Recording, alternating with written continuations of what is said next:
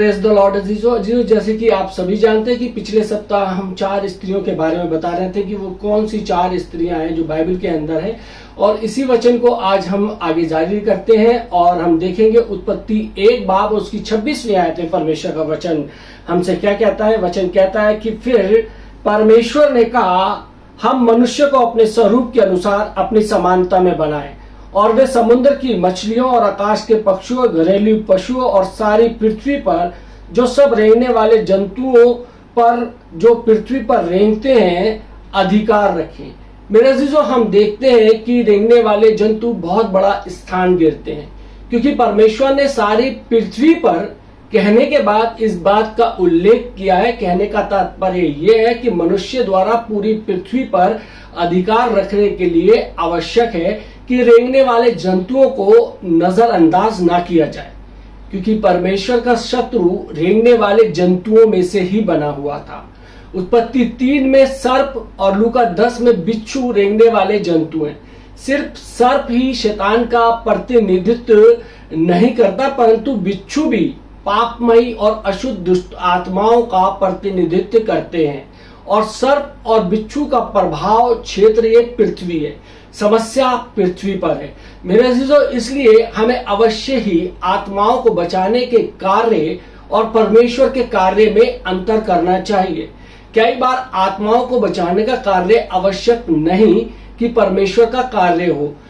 बचाने वाली आत्माएं मनुष्य की समस्याओं को सुलझाती हैं। ध्यान दीजिए, बचाने वाली आत्माएं मनुष्य की समस्याओं को सुलझाती हैं, परंतु परमेश्वर का कार्य मनुष्य के अधिकार के चलने की मांग करता है, ताकि परमेश्वर द्वारा रचित सभी बातों पर वो अपना प्रभाव रखे।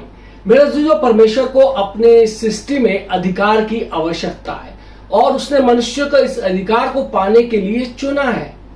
मेरे जो यदि हम यह मात्रा अपने लिए एक मनुष्य के कह सकते हैं कि रूप में होती है, तब हम इसमें सारी खोज और प्रतीक्षाएं प्रभु को प्रेम करने और अधिक पवित्र धार्मिकता और अधिक आत्माओं को बचाने की होगी। ये सभी बातें करने के लिए निश्चित रूप में भली है कि हमें आत्मा बचानी चाहिए, यह हमारा काम है, परंतु ये भी मनुष्य जो है वो केंद्रित है। ये साधारण रूप में मनुष्य के लाभ से संबंधित है कि इससे दूसरे व्यक्ति को जिसको हम बचाएंगे, ये मनुष्य का लाभ है, उस व्यक्ति का लाभ है कि उसकी आत्मा बच जाएगी। मेरे जो परमेश्वर के काम और परमेश्वर की आवश्यकताओं को पूर्णता नकारा गया है। हमें अवश्य देखना चाहिए कि परमेश्वर की अपनी आवश्यकताएं हैं। हम इस पृथ्वी पर मात्र मनुष्यों की आवश्यकताओं के लिए ही नहीं है, परंतु इससे अधिक परमेश्वर की आवश्यकताओं के लिए। परमेश्वर का धन्यवाद हो कि उसने मेल मिलाप की सेवकाई को हमें दिया है, परंतु यदि हम पूरे संसार में सभी आत्माओं को बचा चुके हैं, तो फिर भी अभी तक हमने परमेश्वर के कार्यों को पूरा नहीं किया है या परमेश्वर की आवश्यकताओं को संतुष्ट नहीं किया है। यहाँ पर कुछ ऐसा है जिसे परमेश्वर का कार्य परमेश्वर की आवश्यकता कहा गया है। जब परमेश्वर ने मनुष्य की सृष्टि की, उसने अपनी आवश्यकताओं को कहा, उसने अपनी आवश्यकताओं को प्रकट किया कि मनुष्य शासन करे और उसकी संपूर्ण सृष्टि पर अधिकार रखे और अपनी विजय का उद्घोष करे। मेरे जो परमेश्वर के लिए शासन करना छोटी बात नहीं है, यह एक बहुत बड़ी बात है। परमेश्वर को ऐसे मनुष्य की आवश्यकता है जिन पर वो भरोसा कर सके और जो उसे असफल ना करे। यह परमेश्वर का कार्य है और यही है जिसे परमेश्वर पाने की इच्छा करता है। मेरे अजीजों, हम अकारण ही सुसमाचार के प्रचार को महत्व नहीं देते, परंतु यदि हमारा सारा कार्य मात्र सुसमाचार प्रचार और आत्माएं बचाना हो, हम शैतान को विनाशकारी हानि देने का कारण नहीं बना रहे हैं। मेरे अजीजों, यदि मनुष्य पृथ्वी को शैतान के हाथों से बचाकर ना रखता, अभी तक वो अपनी सृष्टि में परमेश्वर के उद्देश्य को ना पा चुका होता। आत्माओं को बचाना प्राय मात्र मनुष्यों के कल्याण के लिए होता है, परंतु शैतान से निपटना परमेश्वर के लाभ के लिए है। इसके लिए हमें मूल्य अदा करने की आवश्यकता है। हम जानते हैं कि दुष्ट आत्माएं कैसा बोल सकती हैं। एक दुष्ट आत्मा ने एक बार कहा, यदि हम देखें प्रेरितों के काम 19 बाब और उसकी 15वीं आयत में वचन बताता है, लिखा है कि पर दुष्ट आत्माओं ने उसको उत्तर दिया, यीशु को मैं जानती हूं और पौलुस को भी पहचानती हूं, परंतु तुम कौन हो? मेरा अजीजों, जब एक दुष्ट आत्मा हमसे मिलती है, क्या वह भाग जाएगी या नहीं? एक प्रश्न हमारे सामने आता है। सुसमाचार का प्रचार यह मांग करता है कि हम एक मूल्य अदा करें, परंतु शैतान से निपटने के लिए काफी बड़ा मूल्य चुकाना पड़ेगा। मेरे अजीजों, यह संदेश या शिक्षा का विषय नहीं है, यह हमारे अभ्यास की मांग करता है और इसका मूल्य अधिक बड़ा है। यदि हम वो मनुष्य हों जिन्हें परमेश्वर शैतान के सभी कार्यों और अधिकारों के परे फेंक देने के लिए प्रयोग करेगा, हमें अवश्य ही प्रभु की आज्ञा पूर्ण रूप से और सही मायनों में माननी होगी। अन्य काम करने में यह बात कम महत्व रखती है। यदि हम अपने आप को थोड़ा सा बचाए रखते हैं, परंतु शैतान से निपटते समय हम अपने लिए थोड़ी सी भी जगह नहीं छोड़ सकते हैं।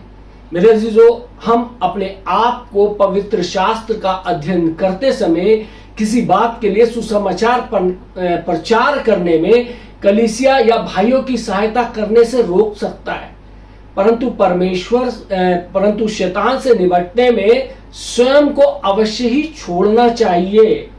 अपने आप को, अपने अहम को, अपनी उन चीजों को छोड़ना चाहिए।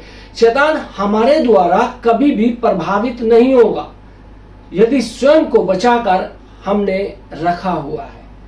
मेरे अजीजों, परमेश्वर करे कि हमारी आंखें खोले कि ये देखें कि उसके उद्देश्य ये मांग करते कि हम पूर्ण रूप से और सही मायनों में उसके लिए हैं। हम एक चुने हुए लोग हैं। मेरे अजीजों, दुविधा वाला व्यक्ति कभी शैतान से नहीं निपट सकता। परमेश्वर करे कि यह वचन हमारे हृदयों से बोले, बात करे। परमेश्वर मनुष्य को इस पृथ्वी पर उसके लिए शासन करने के लिए चाहता है, परंतु मनुष्य ने परमेश्वर के उद्देश्य को नहीं पाया। उत्पत्ति 3 में पतन हुआ और पाप ने प्रवेश किया। मनुष्य शैतान की सामर्थ्य के अधीन आ गया और ऐसा लगा कि सब कुछ का अंत हो गया। ऐसा दिखता था कि शैतान ने विजय पा ली है और परमेश्वर हार गया है।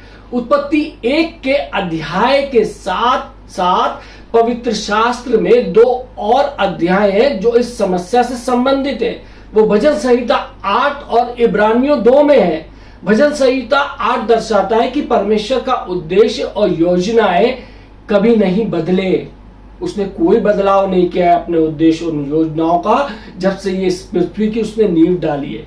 पतन के बाद परमेश्वर की मनुष्य के लिए इच्छा और अपेक्षा बिना किसी परिवर्तन के एक समान रही है। उत्पत्ति 1 में उसकी इच्छा, जब उसने मनुष्य की रचना की, अभी तक भलाई को पकड़े हुए है। सब चीजें भली हैं, मनुष्य भला है, सारी चीजें भली हैं। यद्यपि मनुष्य पाप कर चुका और पतित हो चुका है। यद्यपि भजन संहिता 8 मनुष्य के पतन के बाद लिखा गया है। भजन संहिता 8 में लिखने वाला स्तुति करने के योग्य था। उसकी दृष्टि उत्पत्ति 1 पर स्थित थी। वो उत्पत्ति 1 को देख रहा था। पवित्र आत्मा उत्पत्ति 1 को नहीं भूला था। पुत्र उत्पत्ति को नहीं भूला था, ना ही स्वयं पिता उत्पत्ति 1 को भूला था। आइए इस भजन के अंत विषय को देखें। पद 1 कहता है, हे यहोवा हमारे प्रभु, तेरा नाम सारी पृथ्वी पर क्या ही प्रतापमय है। मेरे अजीजों, वे सभी जिन्होंने पवित्र आत्मा से प्रेरणा पाई है, वो इस प्रकार का वचन बोलेंगे कि तेरा नाम सारी पृथ्वी पर क्या ही प्रतापमय है।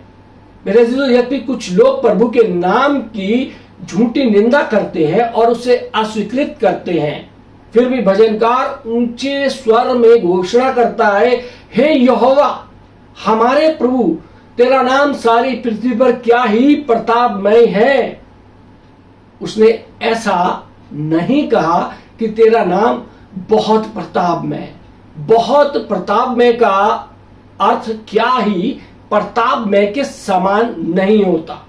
बहुत प्रतापमय का अर्थ है कि मैं भजनकार अभी तक प्रताप को व्याख्यात कर सकता हूं, जबकि क्या ही प्रतापमय का अर्थ है कि यद्यपि भले ही मैं भजन लिख सकता हूं, मेरे पास अभिव्यक्ति के लिए शब्द नहीं है, ना ही मैं ये जानता हूं कि प्रभु का नाम कितना प्रतापमय है। अंत में मैं केवल ये कह सकता हूं कि हे यहोवा हमारे प्रभु, तेरा नाम सारी पृथ्वी पर क्या ही प्रतापमय है।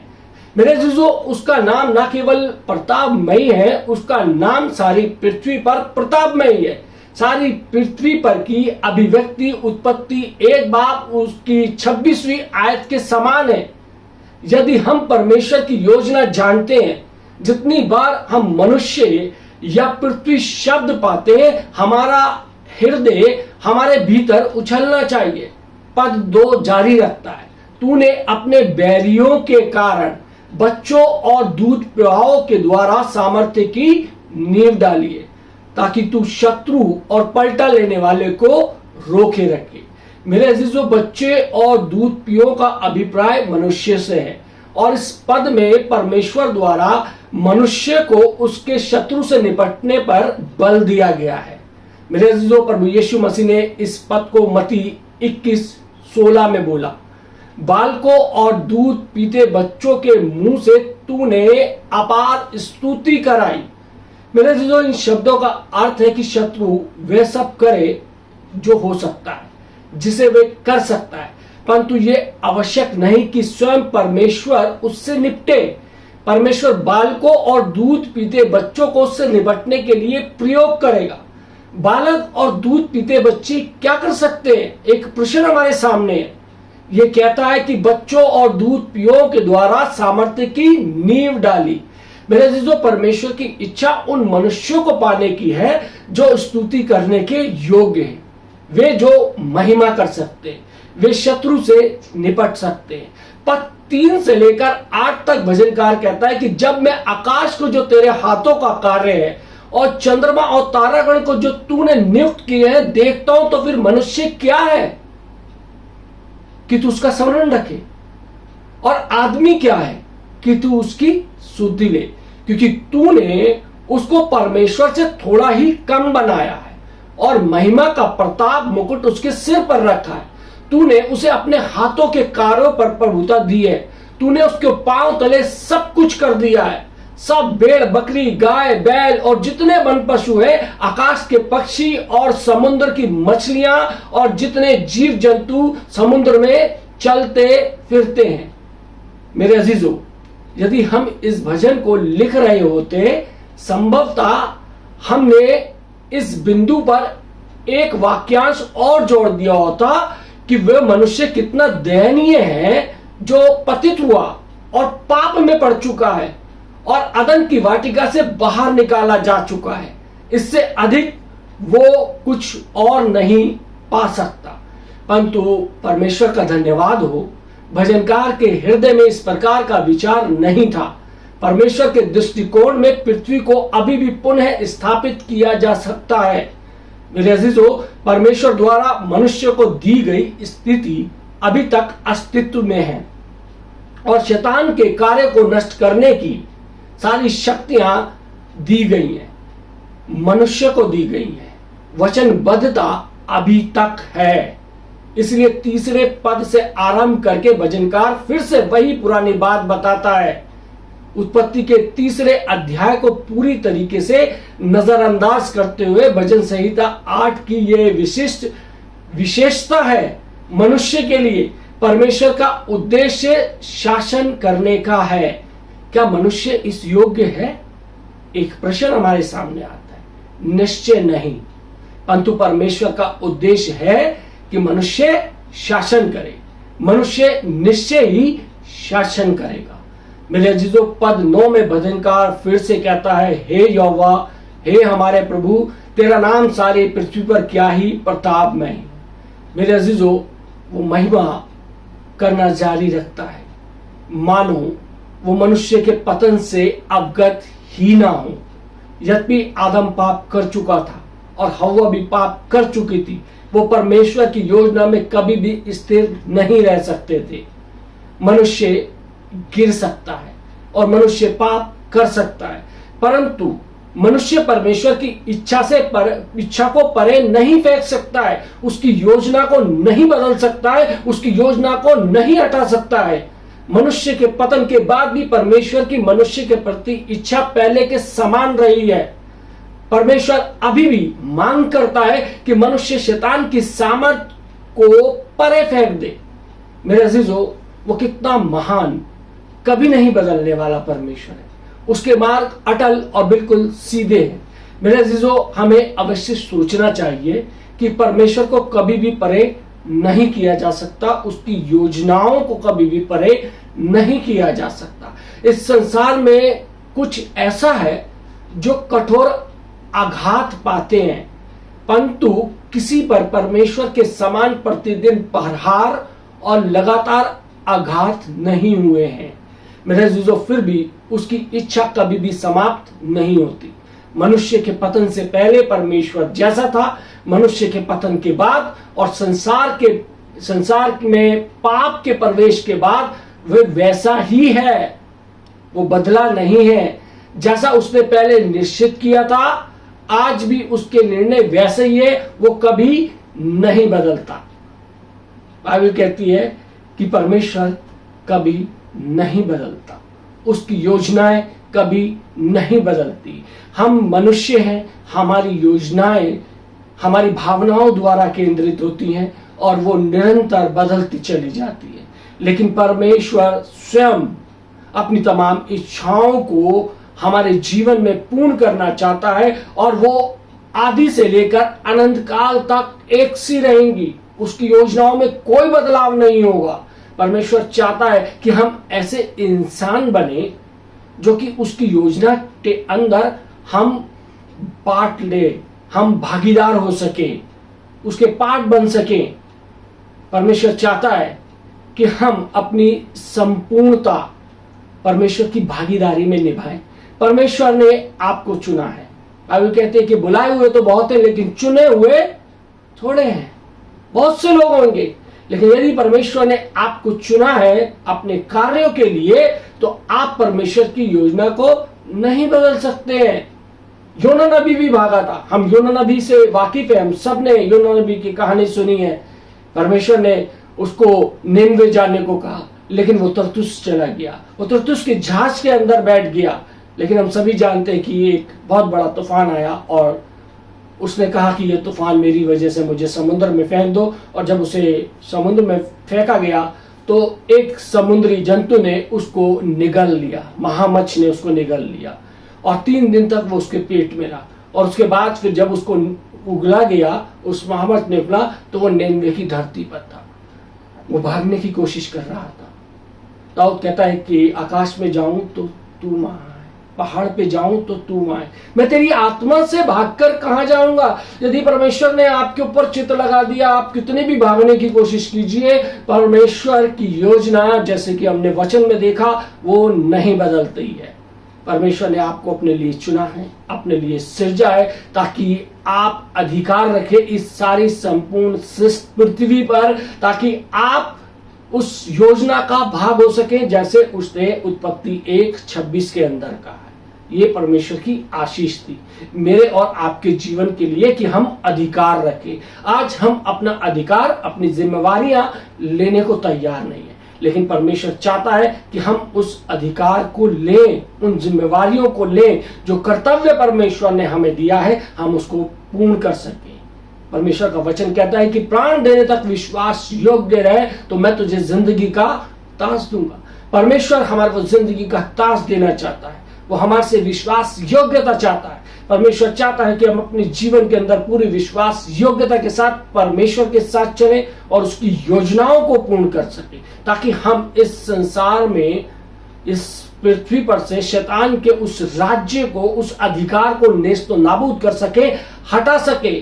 क्योंकि शैतान जो है वो भी एक प्राणी है और हम भी एक प्राणी हैं, और परमेश्वर चाहता है कि प्राणी ही प्राणी का सामना करे। परमेश्वर चाहे तो एक झटके के अंदर शैतान को खत्म कर सकता है, लेकिन परमेश्वर मनुष्य के द्वारा शैतान को हराना चाहता है। परमेश्वर मेरे और आपके द्वारा शैतान को हराना चाहता है, इस पृथ्वी पर से नष्ट करना चाहता है। मेरे अज़ीज़ों, परमेश्वर की योजना को पहचानिए कि परमेश्वर आपके जीवन से क्या कह रहा है। परमेश्वर आपको अधिकार देना चाहता है।